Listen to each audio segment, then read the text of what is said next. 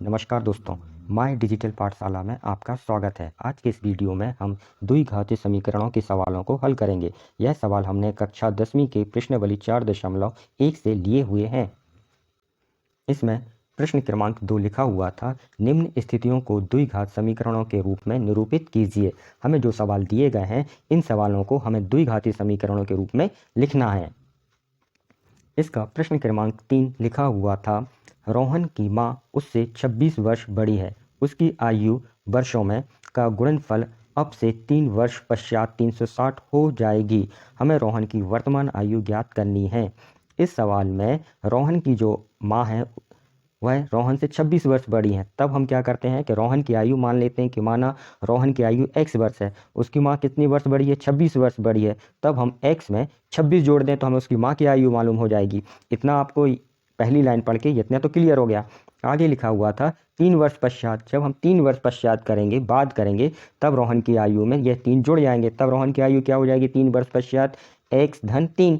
इसी प्रकार रोहन की माँ की आयु कितनी हो जाएगी, x धन 26 धन 3। तब हो जाएगी x धन 26 और 3 जुड़ जाएंगे तो 29 हो जाएंगे। तब हो जाएंगे 3 वर्ष पश्चात रोहन की माँ की आयु x धन 29 वर्ष, है ना। इतना तो आपको क्लियर हो गया। अब इनकी जो 3 वर्ष बाद की जो आयु है उसका यदि हम गुणनफल करें तब कितना आना चाहिए, 360 आना चाहिए। इसके आगे हम सवाल हल करते हैं। सवाल हल करने से पहले यह आपको बता दें कि इसके जो प्रश्न क्रमांक 1 और 2 है वह हम इसके पहले की वीडियो में हल कर चुके हैं। आप हम इसके पहले का वीडियो देखें तब आपको प्रश्न क्रमांक 1 और 2 का हल मिल जाएगा। अब हम इस प्रश्न क्रमांक 3 को हल करते हैं।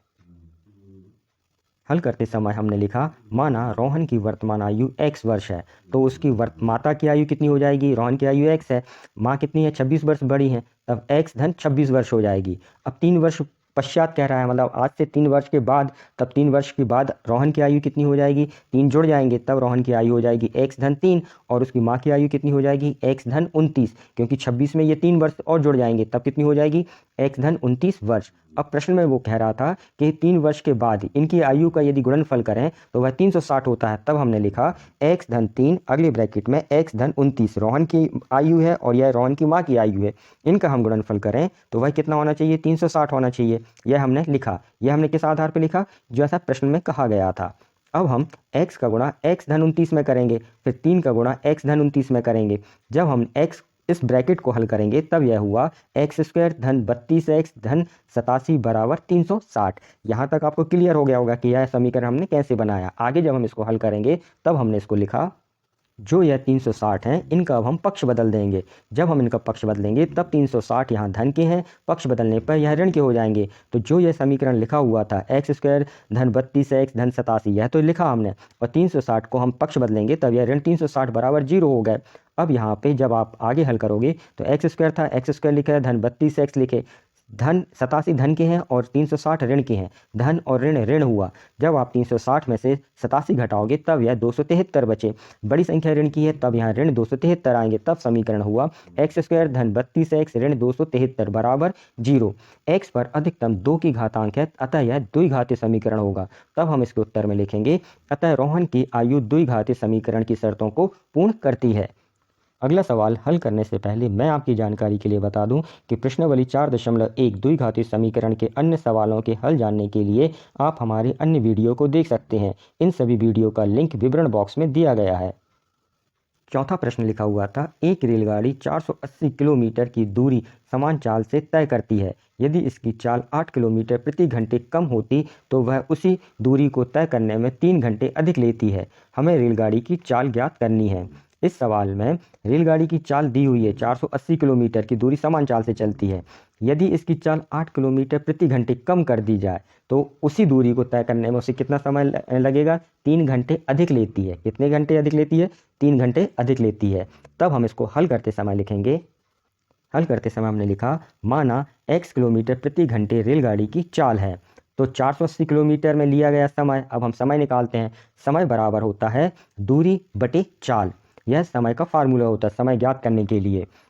तब यहाँ पर दूरी कितनी है, 480 किलोमीटर है, और चाल हमने क्या मानी, x मानी है, तब 480 बटे x घंटे हो जाएगा। यह कब होगा, जब वह 480 किलोमीटर दूरी तय करेगी तब उसको इतना समय लगेगा। अब जब हम 8 किलोमीटर रह जाएगी, चाल रह जाएगी, तब उसके लिए कितना समय लगेगा यह निकालते हैं। तब हमने लिखा 480 किलोमीटर में लिया गया समय, जब चाल 8 किलोमीटर प्रति घंटे कम कर दी जाए तब कितना होगा। तब हम इस समय में से 8 घटा देंगे। समय बराबर होता है दूरी बटे चाल। दूरी कितनी है 480 किलोमीटर, चाल कितनी है x किलोमीटर, समय कितना कम कर दिया है 8 किलोमीटर प्रति घंटा, तो हमने यहाँ से 8 घटा दिए। इतना समय कब लगेगा, जब 8 किलोमीटर प्रति घंटे की चाल कम कर दी जाएगी तब वह इतना समय लेगा। जब चाल 8 किलोमीटर प्रति घंटे कम कर दी जाती है तो समय बढ़ जाता है। समय कितना बढ़ता है, 3 घंटे बढ़ जाता है। तब हमने लिखा यह दिया है कि 480 किलोमीटर दूरी तय करने में समय 3 घंटे बढ़ जाता है। हमने लिखा 480 बटे x ऋण 8, यह क्या है, उसकी दूरी समय है जब वह 8 घंटे चाल कम कर दी जाती है। और उसको पहले समय कितना लग रहा था 480 बटे x, या उसको तब समय लग रहा था। तब जब हम इन समय का अंतर निकालेंगे तब कितना हो जाता है, समय 3 घंटे बढ़ जाता है, इसलिए हमने बराबर 3 लिखे। हल करते समय इनका हम तिर्यक गुणा कर देंगे, तिरछा गुणा कर देंगे। ये x का गुणा 480 में यहाँ करेंगे और x ऋण 8 का गुणा हम इस तरफ कर देंगे, और यह जो ऋण है तो यह ऋण रहेगा। यहाँ पे हमने लिखा 480 में x का गुणा किया तो 480x आ गए। जब यहाँ ऋण था इसलिए हमने ऋण लिखा। अब x ऋण 8 में इस 480 का गुणा करेंगे, तब हमने लिखा 480 कोष्टक x ऋण 8 कोष्टक बंद। अब यहाँ पर 3 का गुणा x और x ऋण 8 में करेंगे। जब आप 3 का गुणा x में करोगे तो यह 3x हो गए। अब 3x का गुणा इस पूरे में कर दो x ऋण 8 में, वही हमने बराबर किस तरफ लिखा 3x कोष्टक x ऋण 8। अब हम इस समीकरण को आगे हल करेंगे। जब हम इस समीकरण को आगे हल करेंगे तब यह हो जाएगा 160x ऋण 160x धन 1280 बराबर x स्क्वायर ऋण 8x। यहाँ पर 160x यह धन की हैं और ये ऋण की हैं, तब ये आपस में कट जाएंगे, तो हमने यहाँ इनको कैंसिल कर दिया। अब जो हमारे पास बचा वह बचा धन 1280 बराबर x स्क्वायर ऋण 8x। 1280 का हम पक्ष बदल देंगे। जब हम इनका पक्ष बदलेंगे तब यहाँ पे धन के हैं, पक्ष बदलने पे यह ऋण के हो जाएंगे, तब यह हो जाएगा x स्क्वायर ऋण 8x ऋण 1280 बराबर 0। यहाँ पर x पर अधिकतम 2 की घात है, अतः यह द्विघाती समीकरण हुआ। तब हम उत्तर में लिखेंगे अतः रेलगाड़ी की चाल द्विघाती समीकरण की शर्तों को पूर्ण करता है। यह इस सवाल का उत्तर हुआ।